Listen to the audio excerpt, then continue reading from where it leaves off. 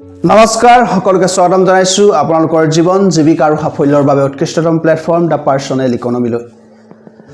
এই ভিডিঅ'টোত আমি আপোনালোকৰ আগত আলোচনা কৰিব বিচাৰিছো স্মাৰ্ট কেৰিয়াৰ প্ল্যানিং তথা আমি কেনেকৈ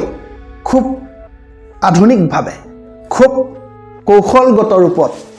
কেৰিয়াৰ প্ল্যানিং কৰিব পাৰো যাতে আমি ভৱিষ্যতে নিবনুৱা হৈ থাকিব লগা নহয় কাৰণ আজি ভাৰতবৰ্ষত বা অসমতে কিমান নিবনুৱাৰ সংখ্যা আপোনালোকে জানে এই কথা এই তথ্য আপোনালোকৰ ওচৰত আছে আৰু নিজকে নিবনুৱা হোৱাৰ পৰা বচাবৰ কাৰণে আমি খুব ষ্ট্ৰেটেজিক্যালি কেৰিয়াৰ প্ল্যানিং কৰিব লাগিব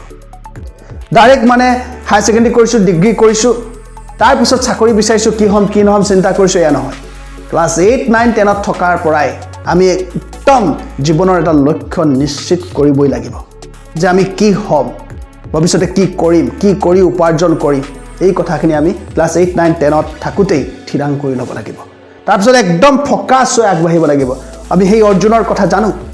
যে লক্ষ্য ভেদৰ সময়ত একদম মানে চৰাইটোৰ চকুটোহে দেখিছিল ইমান স্থিৰ লক্ষ্য আছে আৰু আমি আজি অলেখ উদাহৰণ দিব পাৰো খেলৰ পৃথিৱীত হওক বা ব্যৱসায়ৰ পৃথিৱীত হওক বা কেৰিয়াৰৰ পৃথিৱীত হওক যিসকলে ফোকাসড হৈ কাম কৰিব পাৰে তেওঁলোকে সাকসেস হৈছে গতিকে আপোনালোকক আমি অনুৰোধ কৰিছো আপোনালোকে ষ্ট্ৰেটেজিক কেৰিয়াৰ প্ল্যানিংৰ বিষয়ে অকমান জানিবলৈ চেষ্টা কৰিব লাগিব আৰু সেই কেৰিয়াৰ প্ল্যানিংৰ কৌশল আমি আমাৰ যি নতুন গ্ৰন্থ আহি আছে ব্যক্তিগত অৰ্থনীতি ভিডিঅ' বুক সেইখনত বিতংভাৱে আলোচনা কৰিছো আৰু কেৰিয়াৰৰ সমস্ত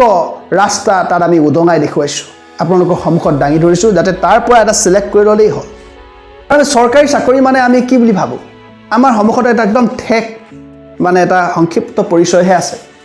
চৰকাৰী চাকৰি কিন্তু চৰকাৰী চাকৰিৰ মাজতো যে লাখ লাখ অপৰচুনিটি আছে সেই কথা আমি নাজানো এটা ডিপাৰ্টমেণ্টত যে হাজাৰটা পদ আছে সেই কথা আমি নাজানো কাৰণ চৰকাৰৰ বিভিন্ন ডিপাৰ্টমেণ্ট আছে চেন্ট্ৰেলৰ ষ্টেটৰ বিভিন্ন ডিপাৰ্টমেণ্ট আছে নিজা নিজা আৰু সেই ডিপাৰ্টমেণ্ট বিলাকক বহুতো মানে এনেকা পোষ্ট আছে সেই পোষ্ট বিলাক আমি জানিব লাগিব যেনেকৈ চেন্ট্ৰেল গভৰ্ণমেণ্টৰ কেইটামান ডিপাৰ্টমেণ্টৰ কথা কৈছো মই Department of Finance, Department of Defense, Department of Consumer Affairs, Department of Chemical and Petrochemicals,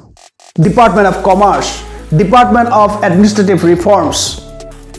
Department of Biotechnology, Department of Border Management. এনেকুৱা বহুতো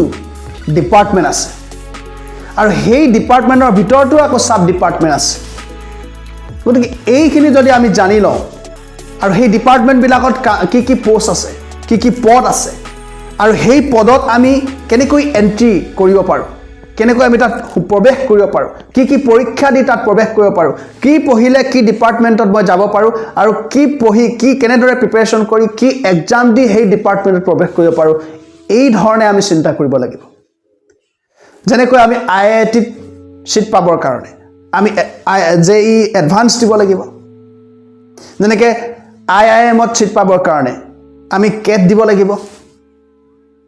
তেনেকুৱা কিছুমান এন্ট্ৰেন্স এক্সাম অৰ্থাৎ কি ধৰণৰ পৰীক্ষা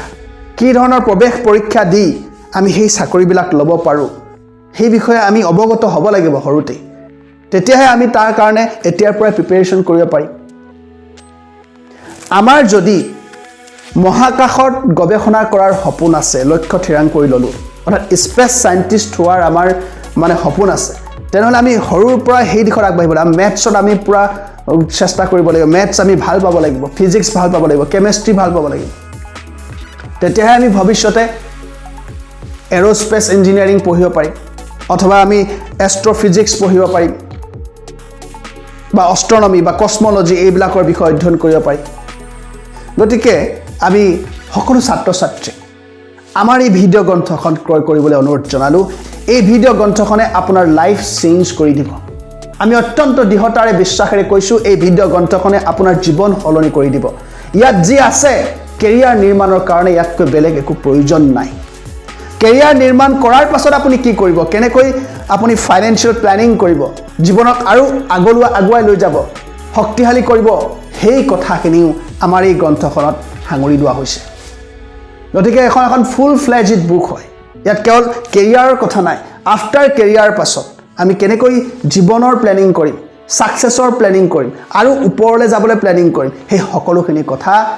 এই ভিডিঅ' গ্ৰন্থখনত আছে গতিকে আশা কৰোঁ সকলোৱে এই ভিডিঅ' গ্ৰন্থখন কিনিব অত্যন্ত কম দামত দিছোঁ অত্যন্ত কম দামত ইয়াতকৈ কম দামত দিব নোৱাৰি কোনো কিতাপ ইমান কম দামত আপুনি নাপায় অনলি এটা বিষয় আলোচনা কৰা কিতাপেই 2000-3000 টকা দাম আমি তাতকৈ কম দামত হোটেল ৰেষ্টুৰেণ্টত গৈ আপুনি যিমান খৰচ কৰে তাতকৈ কম দামত আমি এই কিতাপখন আপোনালোকৰ কাৰণে দিব বিচাৰিছোঁ আশা কৰোঁ অসমৰ প্ৰতিজন ব্যক্তিয়ে এই কিতাপখন এবাৰ কিনিব আৰু পঢ়িব ধন্যবাদ